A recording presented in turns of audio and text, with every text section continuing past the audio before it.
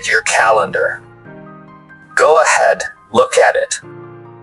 You've got Monday, Tuesday, Wednesday, Thursday, Friday, Saturday, and Sunday. But nowhere on that calendar, nowhere in the history of time, has there ever been a day called one day.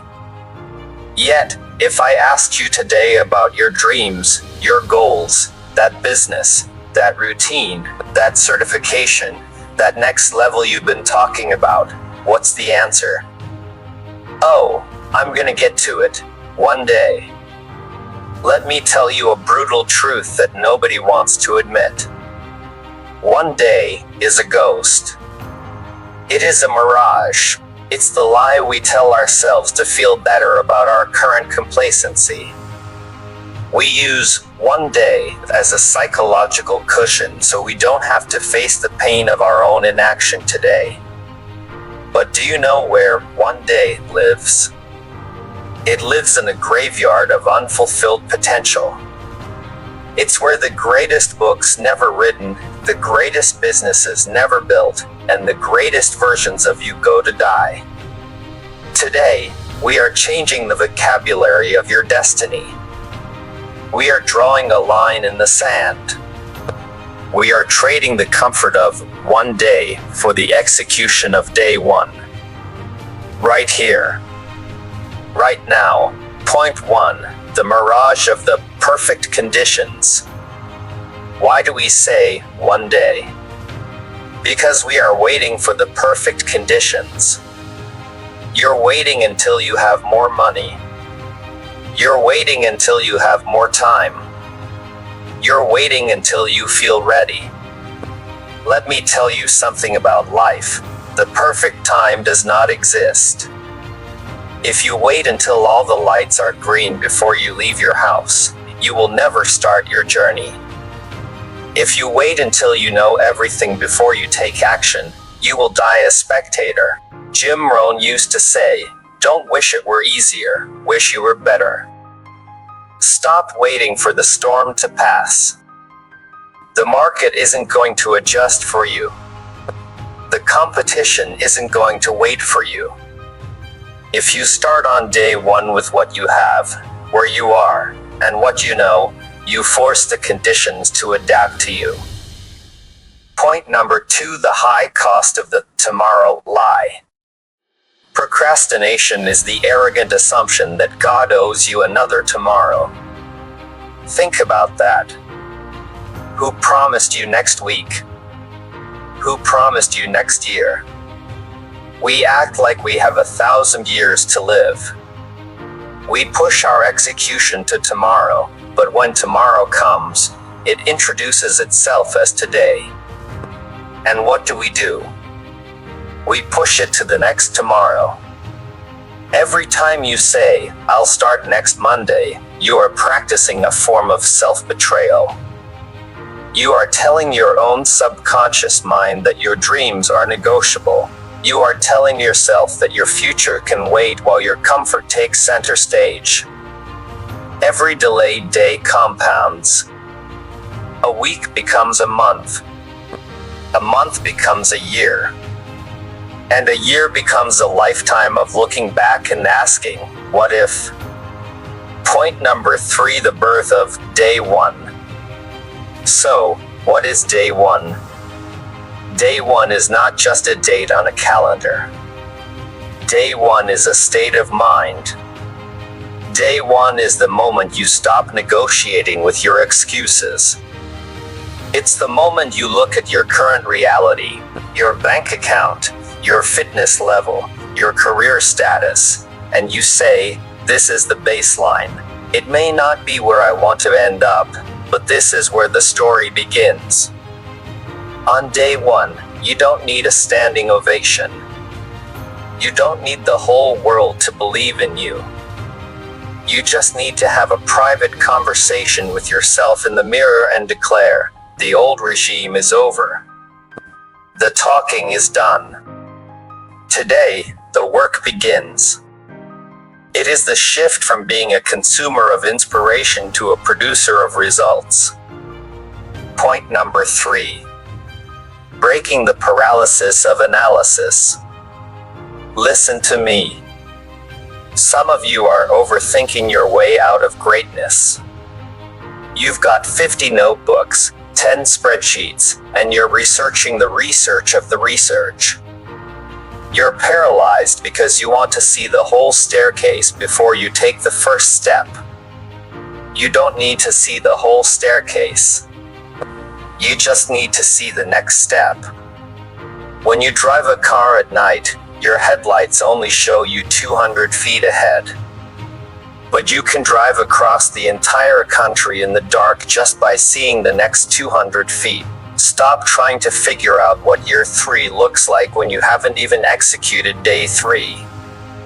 Day 1 means you take the shot. You launch the video. You write the first page. You open the book. You fix it on the fly. You cannot steer a parked car. Get the car moving, then adjust the wheel. Point number 5. The magic of decreasing momentum's friction. Let's talk about physics. The law of inertia says that an object at rest tends to stay at rest. That's why one day is so heavy. When you are sitting still, doing nothing, the mental friction to start is massive. It feels like trying to push a boulder up a mountain. But the second part of that law says an object in motion tends to stay in motion. Day 1 reduces the friction. The goal of day 1 isn't to build the whole empire in 24 hours. The goal of day 1 is simply to get the wheels turning. Once you push that boulder just 1 inch, you have broken the spell of stagnation. Tomorrow, you aren't starting from scratch. You are building on momentum. And momentum is the greatest multiplier of human effort on the planet. Point number 6. Divorcing your feelings. Let's get real. On day 1, you might be excited. You've got that fire in your belly. But what happens on day 2? What happens on day 3, when the novelty wears off, the alarm goes off at 5 a.m., and it's cold, and you're tired, and nobody is watching? This is where one day tries to crawl back into your mind.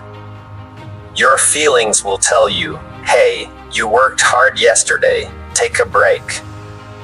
Your feelings will say, you can just do double the work tomorrow.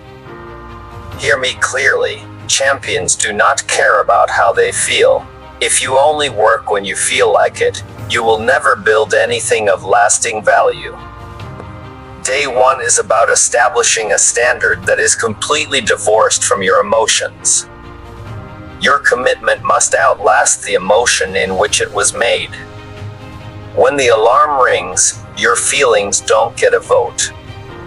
Your standard dictates your actions. Period. Point number 7. The currency of micro-wins. You don't need a massive, earth-shattering victory on day 1. You just need a micro-win. If you want to write a book, day 1 is writing 1 paragraph. If you want to get in shape, day 1 is walking for 15 minutes.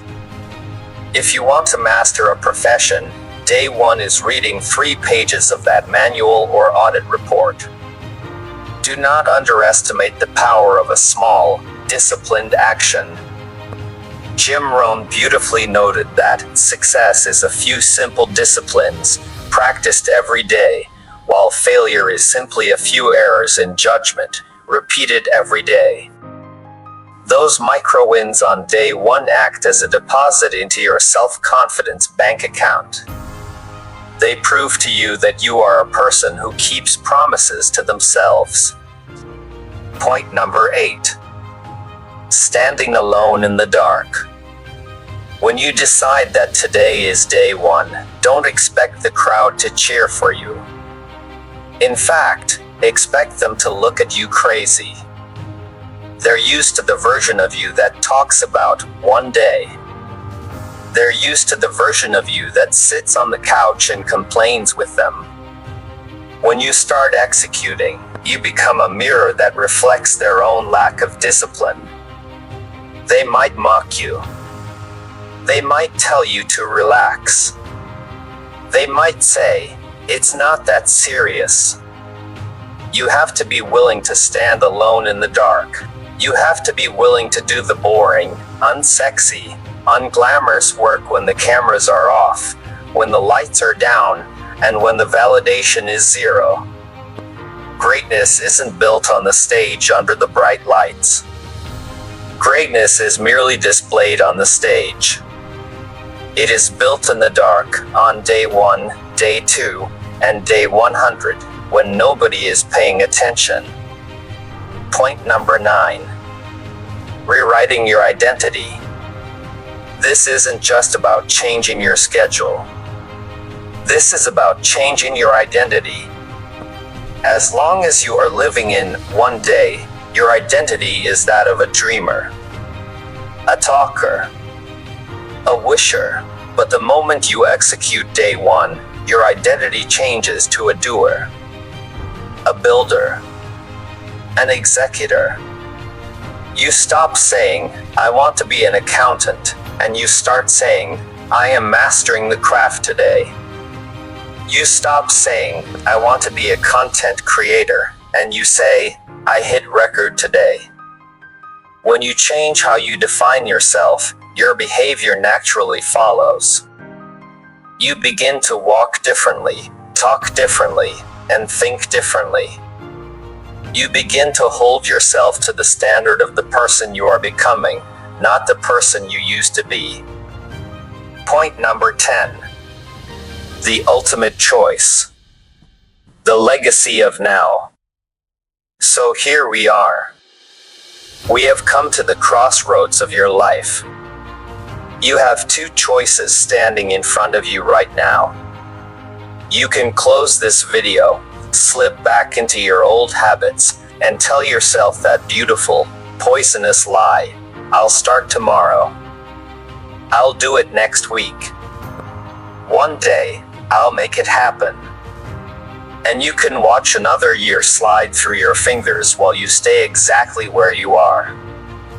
Or you can make the terrifying, exhilarating, definitive choice to look at this very moment and say, "This is day 1. No more excuses. No more delays. No more giving away your power to a tomorrow that isn't promised." Let the struggle come, let the fatigue come, let the doubts come, it doesn't matter. Because a person who has decided that today is day 1 is a person who cannot be stopped. The first step.